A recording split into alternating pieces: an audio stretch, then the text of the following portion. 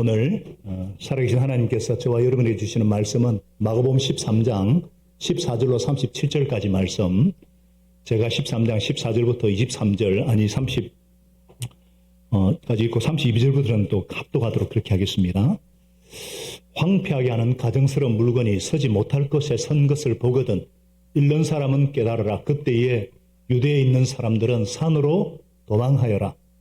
지붕 위에 있는 사람은 내려오지도 말고 제 집안에서 무엇을 꺼내려고 들어가지도 말아라. 덜에 있는 사람은 제 겉옷을 가지러 뒤로 돌아서지 말아라. 그 날에는 아이 벤 자들과 젖먹이가 딸린 여자들은 불행하다. 이 일이 겨울에 일어나지 않도록 기도하여라.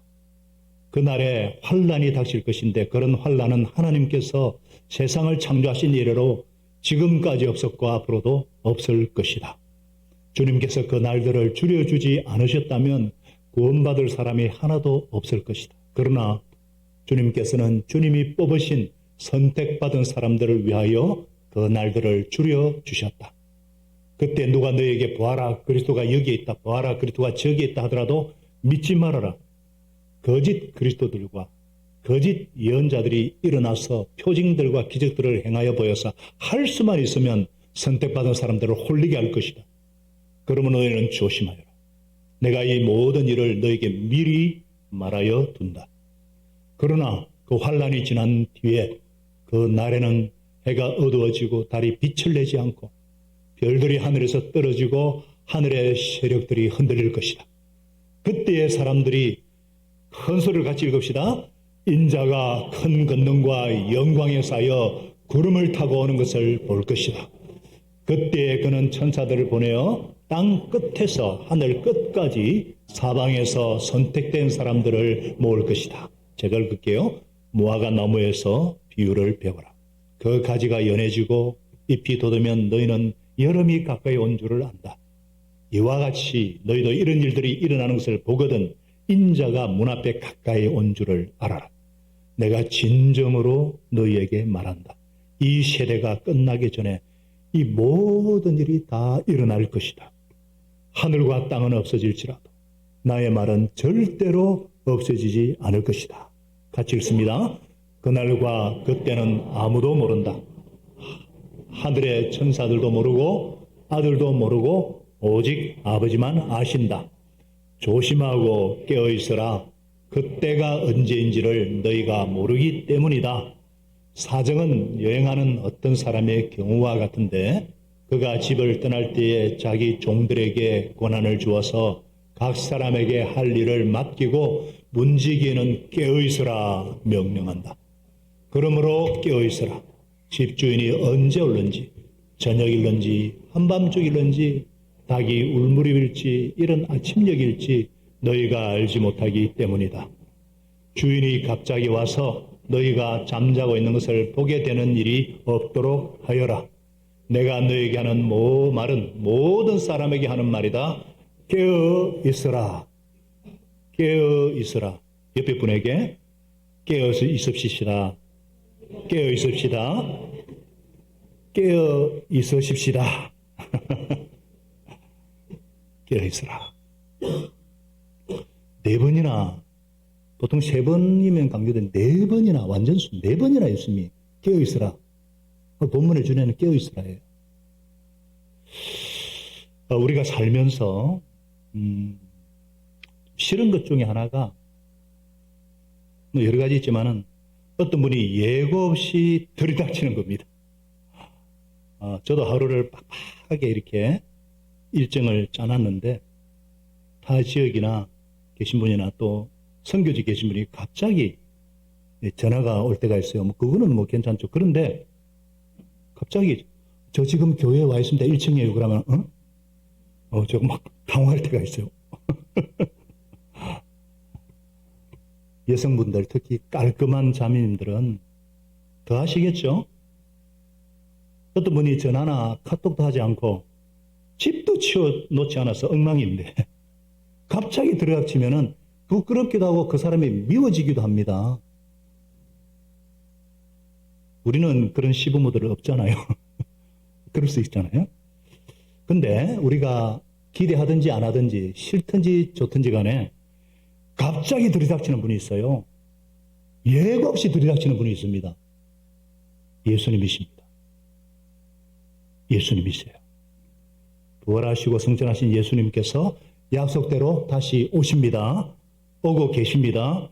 다시 오시는데 예고 없이 갑자기 오십니다. 그래서 예수님께서 26절에서 이렇게 말씀하시잖아요. 그때의 인자가 큰 건능과 영광에 쌓여 구름을 타고 오는 것을 모든 사람들이 보게 될 것이다. 그러면서 그러나 그 날과 그 때는 아무도 모른다. 하늘의 천사도 모르고 아들도 모르고 오직 아버지만 아신다. 그러시면서 하시는 말씀이 조심하고 깨어있어라. 그 때가 언제인지는 너희가 모르기 때문이다. 예수님은 예고 없이 기대하지 않았을 때 갑자기 오실 것을 말씀하고 계신 겁니다. 예수님은 갑자기 오시는데 갑자기 오시더라도 우리가 어떻게 하면 당황하지 않냐고 준비된 자세로 기쁨으로 맞이할 수 있을까? 정말 기쁨으로 맞이할 수 있을까? 먼저 우리가 읽은 본문의 그 14절부터 23절까지는요. 지난주에 4절에서 예수님께서 제자들이 말세에 어떤 징조가 있겠습니까?에 대한 예수님의 답변이에요. 예수님이 말씀하신 그대로 되어집니다. 한 세대가 지나기 전에, 그러니까 예수님이 부활하시고 승천하시고 40년이 채 되기도 전에 서기 70년에 AD 70년에 실제로 예루살렘이 멸망이 됩니다. 성전이 초토화되어 버립니다. 어떤 기록에 의하면 예루살렘에 불이 났는데 외벽이나 이런 데 막 검칠이 되어 있다 그랬잖아요. 여러 기구들이 금으로 쌓여 있는데 불이 나서 이게 다 녹아가지고 벽돌 틈으로 다 들어갔어요. 그래서 금을 캐느라 벽돌 하나도 돌 위에 남지 않을 정도로 철저하게 파괴되어 버립니다. 이 연이 그대로 다 이루어졌어요. 하나님의 말씀은 1.1획도 변함없이 그대로 이루어집니다. 그러니까 이것은 그대로 이루어졌어요. 이제 남은 건 뭐예요? 예수님이 다시 오는 겁니다. 오시되 갑자기 예고 없이 예상치 않은 때에 다시 오십니다. 예수님이 다시 오십니다. 에이, 예수님 오시겠어요? 에이, 이러는 분 계시죠? 예수님이 첫 번째 오실 때도 그랬습니다. 아무도 몰랐어요. 그런데 오셨습니다. 약속대로. 그걸 우리가 지키잖아요. 성탄절. 몇 사람 깨어있는 사람, 몇 사람 목동들하고 돈방박사들하고. 그러나 다시 오실 때는 전부 알게 됩니다. 자, 처음 오실 때도 믿지도 않고 오실 거라는 생각도 안 했는데 오신 예수님께서 다시 오신다고 약속하셨기 때문에 반드시 다시 오십니다. 다시 오신다는 말씀이 성경에 319번이나 기록되어 있어요. 어떤 학자는 320번이라고도 말을 해요. 아니 320번이면은 하나님의 말씀은 1.1획도 변할 반드시 천지는 없어도 다 이루어진다고 그랬는데 예수님 다시 오십니다. 근데 다시 오시는 이유가 뭐예요? 예수님 안 오시면 좋겠어요? 오시는 이유가 뭐예요? 성경 본문 여러 곳에서 나옵니다.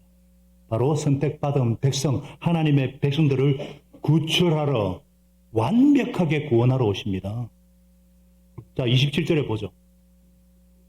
같이 한번 읽어봅시다. 시작. 그때에 그는 천사들을 온 세상에 보내어서 땅 끝에서 하늘 끝까지 사방에서 선택한 사람들을 불러 모을 것이다. 그때 이름이 안 불리면 큰일 나요. 이미 예수 그리스도를 주 왕으로 영접한 사람은 하늘아래 생명책에 이름이 기록되어 있습니다. 주민등록 중요하잖아요. 여건 중요하잖아요.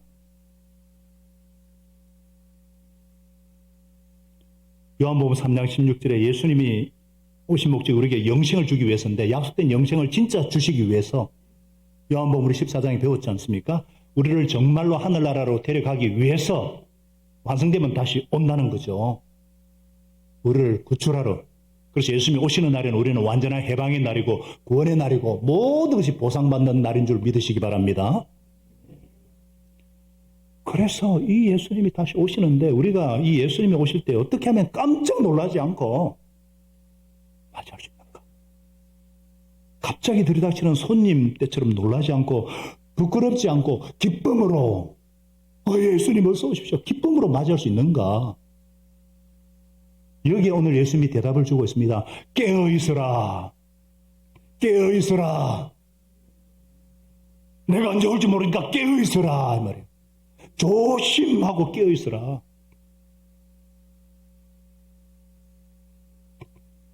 그때가 언제인지 모르기 때문에 깨어있으라. 반복해서 강조해서 말씀하고 계세요. 깨어있으라. 그럼 우리가 어떻게 하면 깨어있을 수 있는가? 어떻게 하는 것이 깨어있는 것인가? 어떻게 하면 깨어서 기쁨으로 주님을 맞이할 수 있는가? 첫째로 하루하루 성실하게 사는 것이 깨어있는 겁니다. 하루하루 성실하게 사는 것입니다. 다 같이요. 하루하루 성실하게 산다. 이게 깨어있는 거예요.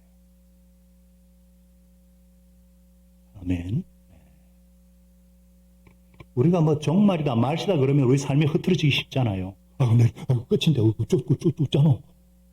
초대교회 때도 그랬어요. 예수님이 곧 오신다 그러니까 막 삶이 흩어진 예가 얼마나 많았는지, 얼마나 이상한 종말론들이 많았는지요. 그 당시 이단들은 뭐 지금 비할 바 못 됩니다. 예수님의 한 시대가 끝나기 온다 그랬으니까 실제로 이루어졌거든요. 40년에 멸망했고 진짜 이제 올 건데. 그래서 쓰여진 것이 데살로니가 전서 후서예요. 다음에 우리 이것도 공부할 겁니다. 요한계시록도 할 거고요. 구약도 할 거고요. 우리는 왔다 갔다 전체 성경을 다 하잖아요. 데살로니가 후서 3장 10절 11절에 이런 말씀이 있었어요. 우리가 여러분과 함께 있을 때 이제 사도 바울 전도팀이죠. 일하기를 싫어하는 사람은 먹지도 말라 거듭 명하였습니다. 그런데 우리가 들으니까 여러분 가운데 무절제하게 살면서 일은 하지 않고 일을 막 헛다못해 만들기만 하는 사람들이 들어있다고 합니다. 무슨 말이에요? 잘못된 종말론을 가지고 뭐 생업도 다 때려치우고요. 막 가족도 돌볼 생각도 하지 않고요. 뭘 하고 다녔는지 모르겠지만 막 무절제하고 사는 사람들이 그 당시도 많았기 때문에 이렇게 쓴 것을 우리가 볼 수 있어요. 우리가 그 말세가 가까웠고 종말의 징조가 막 나타나면요. 진짜 예수님이 가까이 오셨거든요. 그런데 그것을 깨어 준비하기 위해서 어떻게 해야 되느냐?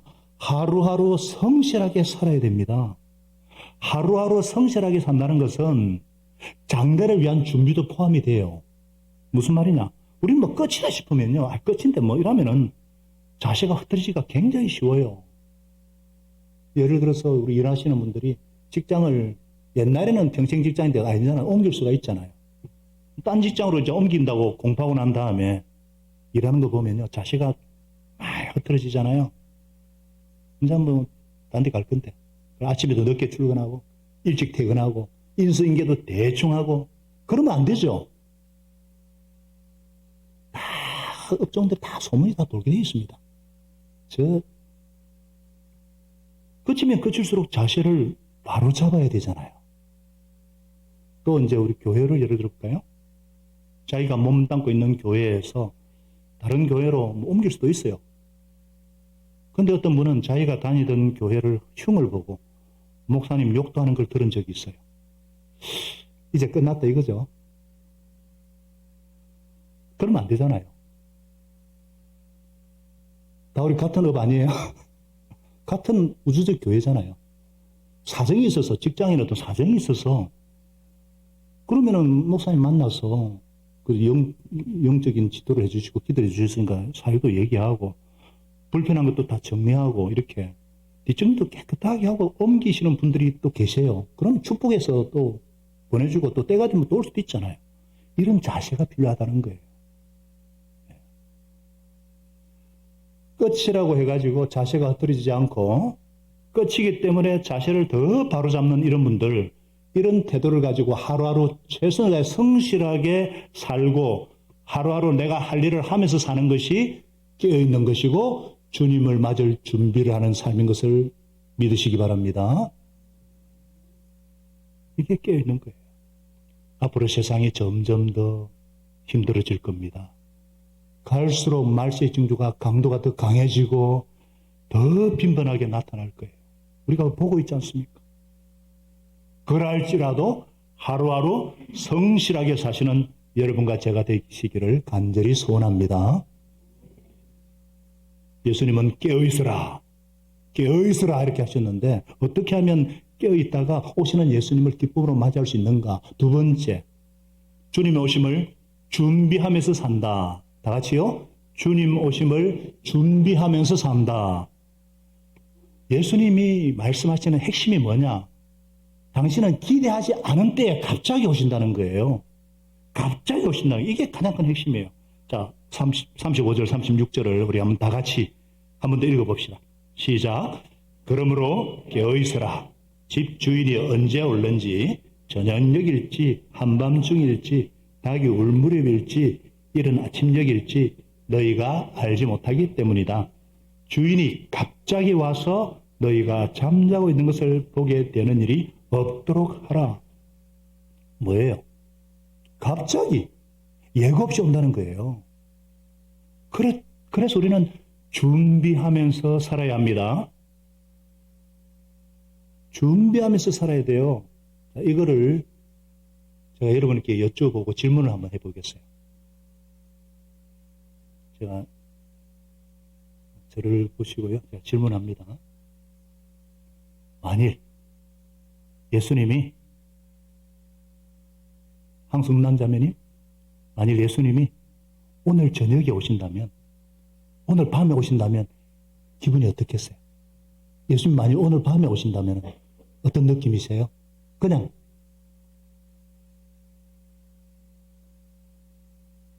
아무 느낌 없어요? 신권사님, 예수님이 오늘 저녁에, 오늘 밤에 오신다면 어떤 기분이세요? 되게 황홀할 것 같다. 예. 이런 얘기 들으면 가슴이 막 울렁울렁하고 막, 와, 이거 너무 좋은데? 너무 기쁜데? 그런 분은 준비되신 분이에요. 자, 우리 새 신랑 신부가 있어서 너무 좋아요. 우리 황수민, 김동윤 형제자매는 연애 기간이 10년이에요. 수민 자매가 재수할 때 학원에서 만난 형제인데, 그래서 우리 교회에 전도를 했어요. 생명의 삶을 하고 예수님 모임을 하고 예수님 영접했어요. 그래서 10년 동안 연애를 했는데 어제 결혼했어요. 여러분 이거 잘 들으셔야 돼요. 어제 밤 10시 반쯤에 신부가 저한테 전화가 왔어요. 목사님 결혼 예식이 너무너무 행복하고 좋았는데 목사님 어떠셨어요? 하니까 난 너무 좋았어. 성도들은 정말 얼마나 아무래도지 몰라. 신부 얼굴밖에 안 보였어. 그랬어요? 저는 정말 행복했는데. 우리가 예수님의 신부잖아요. 예수님과 약혼했잖아요. 예수님을 영접하는 그 순간은 약혼이란 말이에요. 결혼은 예수님 재림 때 우리가 하늘나라 갈 때 결혼이 이루어지는 거예요. 그것이 그 결혼식을 한다, 결혼한다, 그게 흥분되지 않고 가슴이 울렁울렁한다, 안 한다, 준비 안 된 사람이에요. 우리가 하나님의 사랑받는 자녀고 예수 그리스도의 신부라는 거 아십니까?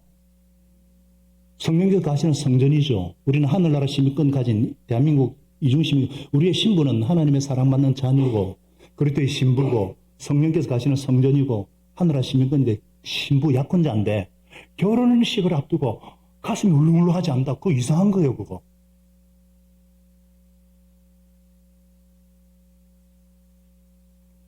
그런데 주님이 오늘 저녁에 이렇게 오신다면은 급이 덜컥 나고 큰일 났다.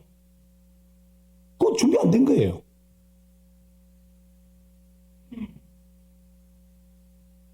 잘 생각해 보시기 바랍니다. 예수님이 오시는 날은 우리의 완전한 구원의 날이에요. 우리 영혼은 구원받았지만 아직 우리가 몸이 완전히 구원받지 못한잖아요. 예수님이 다시 오시는 날은 완전한 해방의 날이고 구원의 날이고 모든 것을 보상받는 날이고 억울하고 불하고 모든 것들이 보상받는 기쁨의 날인데 그런데 그 날이 나에게 두려움으로 느껴진다? 나에게 그 무슨 의미겠어요? 그 깊이 생각해 보셔야 됩니다.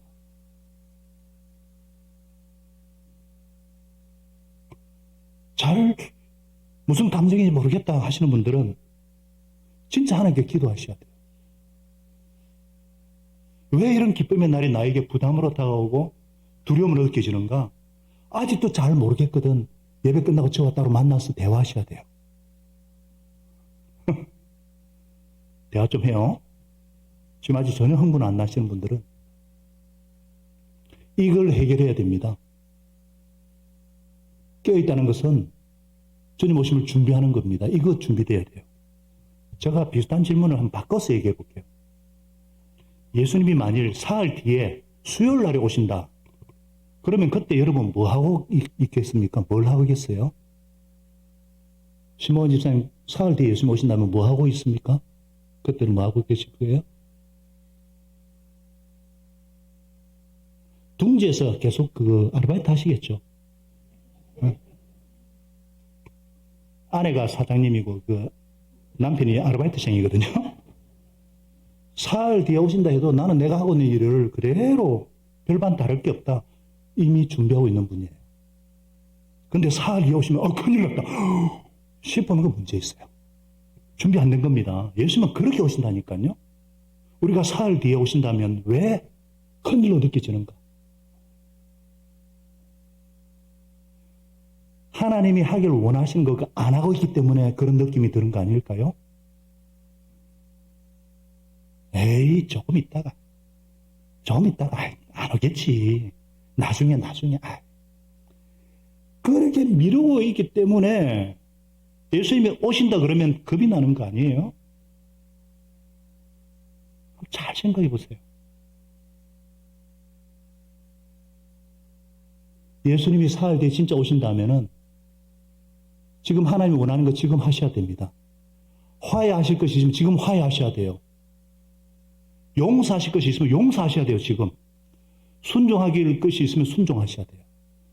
순종하십시다. 저도 그렇고. 딱 끊어버려야 될 것이 있으면 끊어버리셔야 돼요. 지금 하셔야 돼요. 오늘 이 설교 들으시고, 오늘 결심하시고, 오늘 시작하시기 바랍니다. 그게 준비하면서 사시는 거예요. 예수님 거짓말 하시는 거 아니잖아요. 예수님은 정말 기대하지 않은 때 오십니다. 오늘 저녁에 올지도 몰라요. 사흘 뒤에 올지도 몰라요. 뒤로 미루지 마시고 내가 오늘 딱 해야 될 일을 하는 거. 이것이 깨어 있는 겁니다. 그런 분이 예수님 오실 때 기쁨으로 맞을 수 있는 겁니다.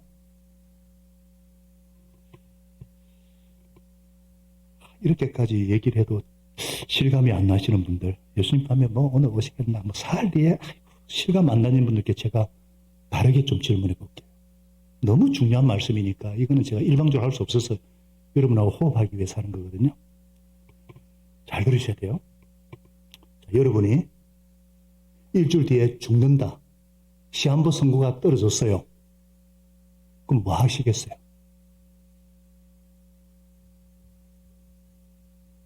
지금 중환자실에 계신 분도 제가 우리 교우 아버님 중에도 있습니다. 그런 얘기를 하는 게 아니라 여러분이 진짜 일주일에 죽는다고 시한부 선고가 떨어졌다. 뭐 하겠냐고요.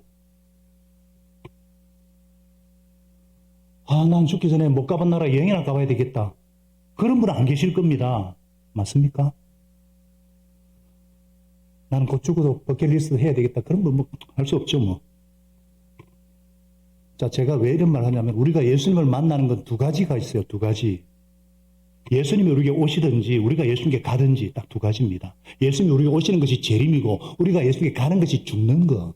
돌아가는 겁니다.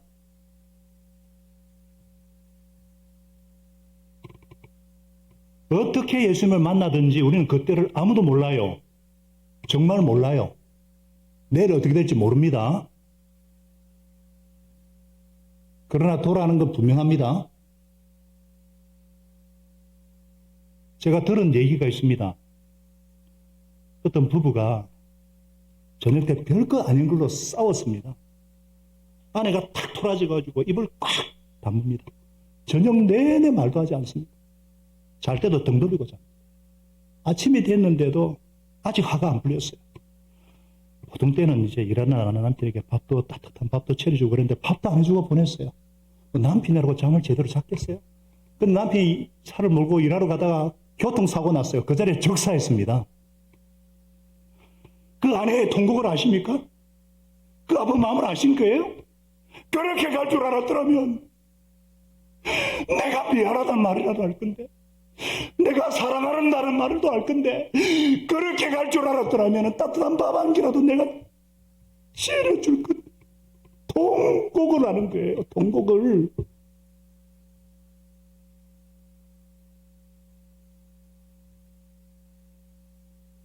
우리는 아무도 몰라요. 언제 주님 만날지 몰라요. 그래서 내가 일주일 뒤에 죽는다면은 뭐 할 건가? 분명히 하면서 사시길 바랍니다.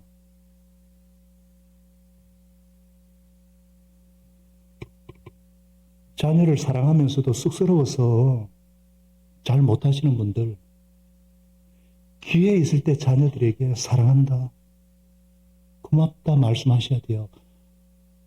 안아주셔야 돼요. 용서를 구하고 싶으면서 자존심 때문에 못하고 뒤로 미루신 분이 계시다면 표현하시기 바랍니다. 미안하다. 그때는 아빠가 철이 없어서 널 힘들게 했구나. 용서해다오. 그러면은 용서 못해요. 그런 자식이 있을까요? 아빠 제가 좀 미안해요.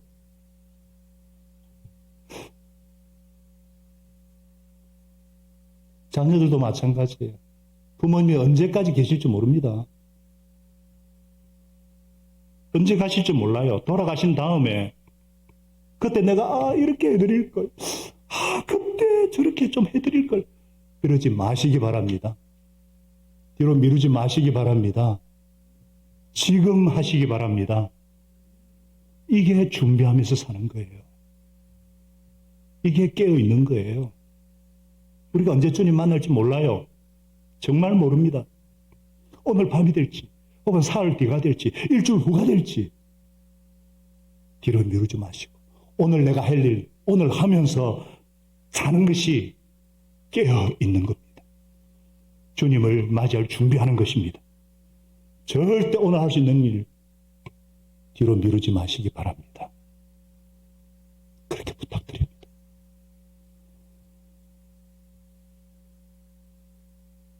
행복한 사랑의 비결은 눈이 머는 것이 아니라 어떨 때는 눈을 감아줄 수 있는 거라고 어제 제가 주례사 중에 말씀을 드렸습니다만,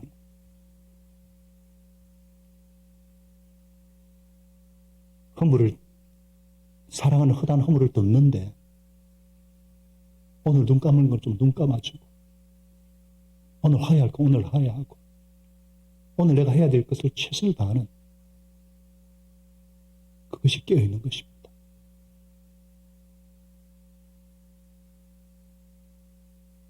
저는 우리 교회 성도들이 정말 지혜로운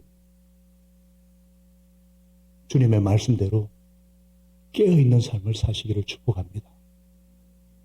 예수님은 깨어있으라 말씀하셨는데 어떻게 하면 깨어서 주님을 기쁨으로 맞이할 수 있는가? 세 번째, 복음을 전한다. 다 같이요? 복음을 전한다. 복음을 전하는 거예요. 이 세상에 가장 기쁘고 가장 즐겁고 누구에게나 들어도 영원히 기쁜 소식이 뭐예요? 우리가 영원히 살고 우리가 용서받고 구원받는 Good news of great joy, 큰 기쁨의 좋은 소식. 복음 아니에요? 복음 아닙니까? 이 복음은요, 우리가 구원받을 때는 이 땅에 몸 담고 있을 때뿐이에요. 예수님이 오시는 그 순간부터는 구원의 기회는 끝이 나요. 복음의 기회를 들을 기회는 지금이고, 지금의 은혜의 때고, 지금의 구원의 날이에요. 그래서 하나님께서 길이 참으시는 중에 모든 사람이 구원받기를 원하시기 때문에 기다리시고, 한 사람도 멸망치 않고 구원받기를 원하시는 게 주님의 소원이에요. 그 소원을 아는 것이 깨어있는 거예요. 그렇게 정말 예수님이 오신다는 것을 알면은 급한 마음으로 복음을 전해야죠. 지난주 10절에서도 우리 주님께서 먼저, 따라하겠습니다. 먼저 복음이 모든 민족에게 전파되어야 한다.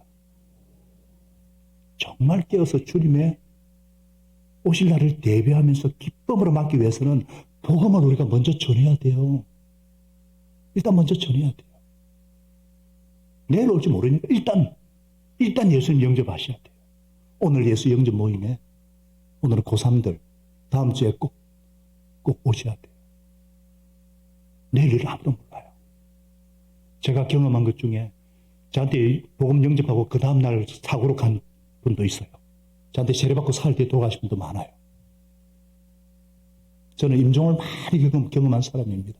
아무도 그날과 그 시를 그때를 우리가 갈 때를 모릅니다. 예수님 올 때도 마찬가지. 할 수만 있으면 빨리 복음을 전해야 돼요. 먼저 예수님 영접하게 만들어야 돼요.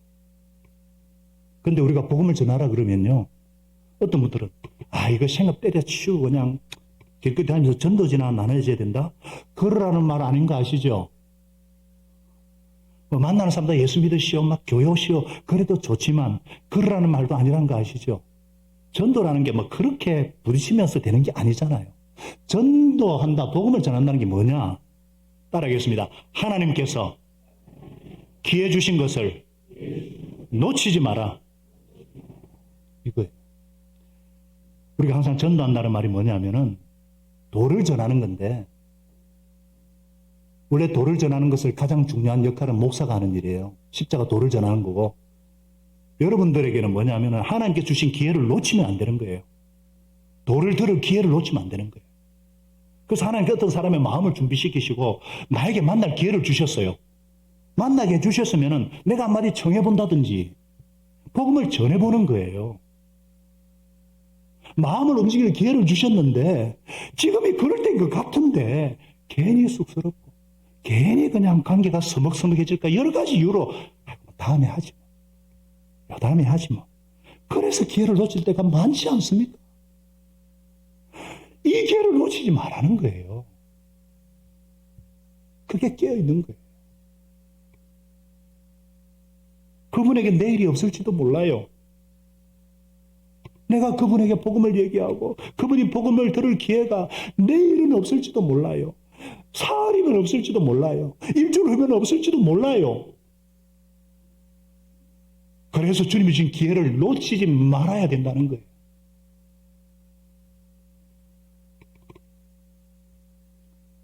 예수님이 오시는 날은 분명 우리에게는 기쁨의 날입니다. 우리에게는 해방의 날입니다. 모든 보상이, 모든 것이 회복이 되는 날입니다. 영광의 날입니다. 그러나 하나님을 모르는 분들에게는 두려움의 날입니다. 심판의 날입니다. 멸망의 날입니다. 이 날이 언제 그분에게 닥칠지 모릅니다. 그래서 하나님께서 우리에게 기회를 주시면 그 기회를 놓쳐서는 안 되겠습니다. 여러분이 어떤 분을 만나서 교회 한번 나오고 보세요. 우리 목장에 우리 밥 먹으러 한번 올래요?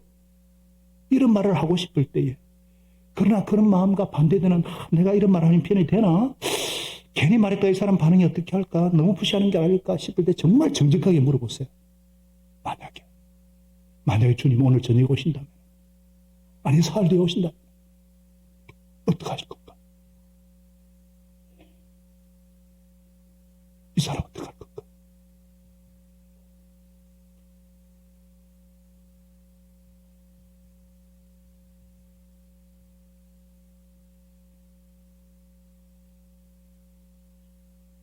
주님의 마음을 알고 준비되는 것이 깨어있는 거예요.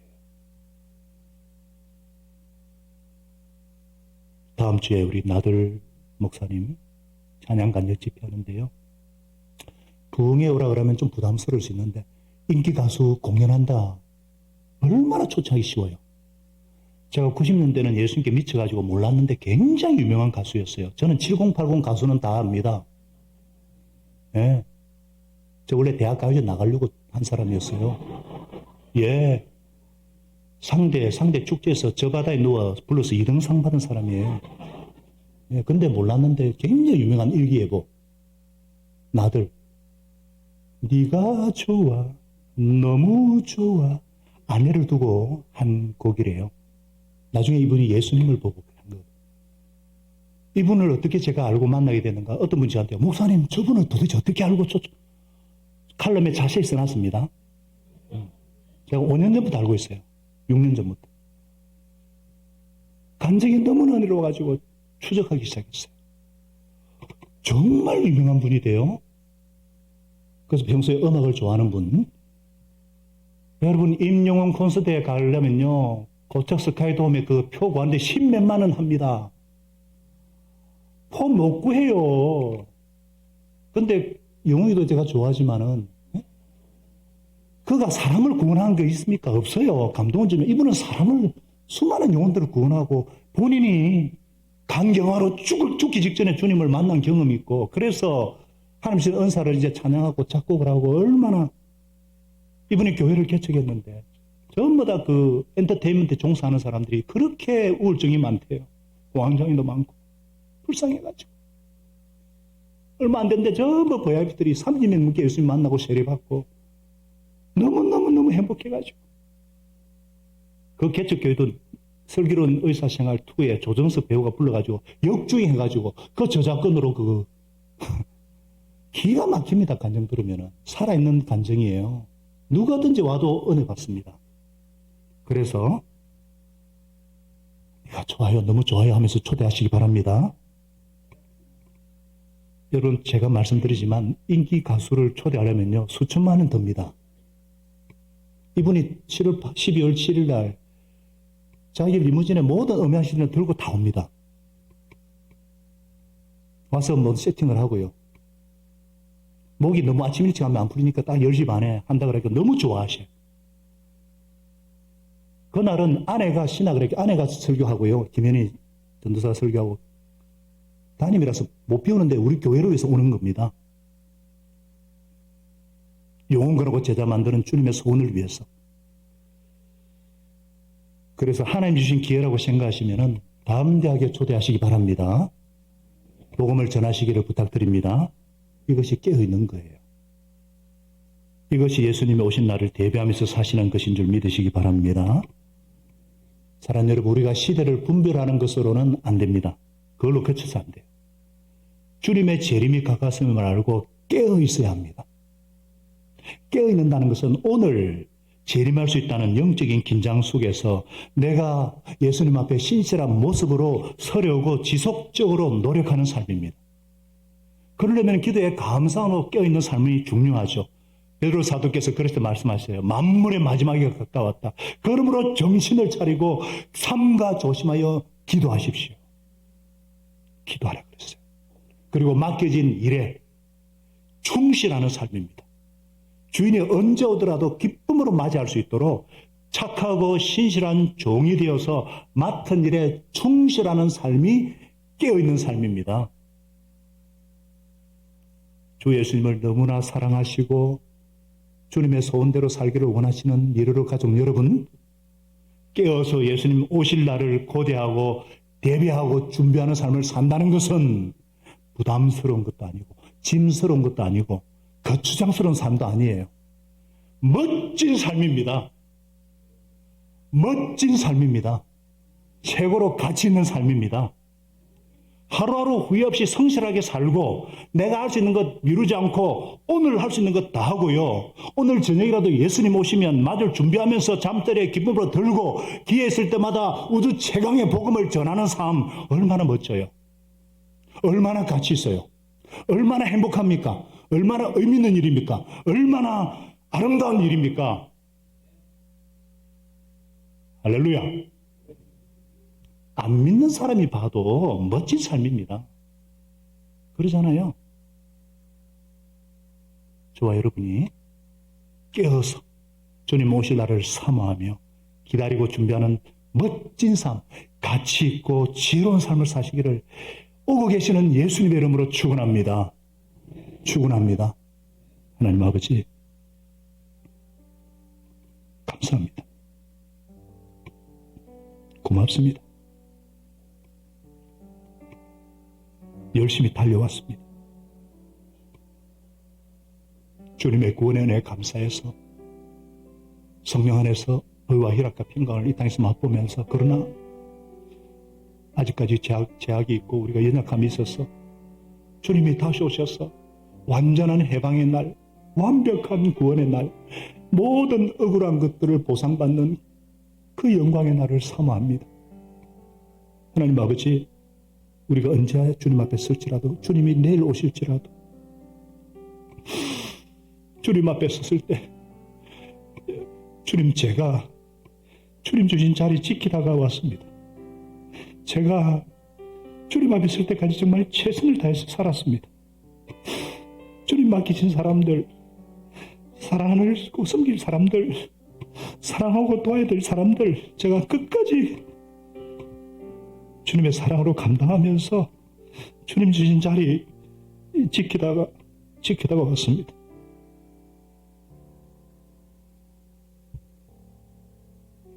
당당하게 주님 앞에 설 수 있도록 주님 도와주시고,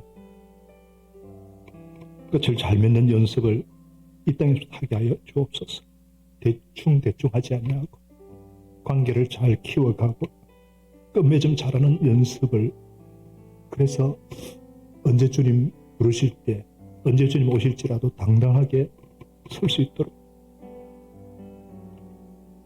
언젠가 우리는 다 주님 앞에 서야 된다는 걸 알고 착하고 신실한 종이 되어서 하루하루 성실하게 살고 주님 오심을 준비하면서 살고 복음에 합당한 삶을 살아내는 미래 가족들 다 되게 하여 주시옵소서. 지금까지 그렇게 인도하신 주님 감사합니다.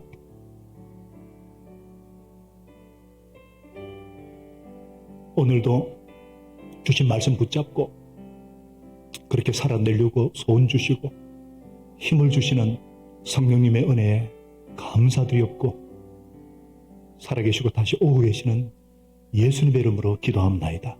아멘.